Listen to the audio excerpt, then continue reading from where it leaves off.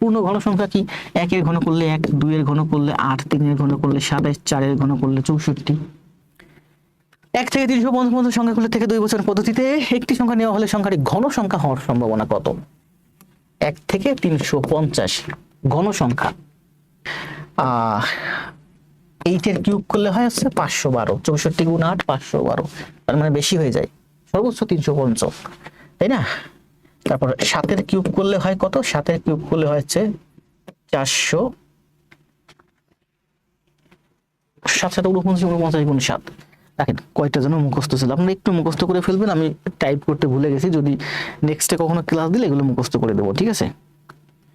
7 গুণ 7 গুণ 7 হচ্ছে 343, 343, 343। 8 এর কিউব মনে আছে 512, 8 এর কিউব হচ্ছে 512, তাহলে 512 350 এর থেকে বেশি হয়ে যাচ্ছে। 7 এর কিউব 343, এটা 350 এর থেকে ছোট, তার মানে আমরা বলতে পারি যে 7 এর কিউব করলে 343 হয়, এই 343 1 এবং 350 এর মধ্যে আছে, তার মানে 1 এবং 350 এর মধ্যে মোট 7টা সংখ্যা আছে পূর্ণ ঘন সংখ্যা। পূর্ণ ঘন সংখ্যা কি?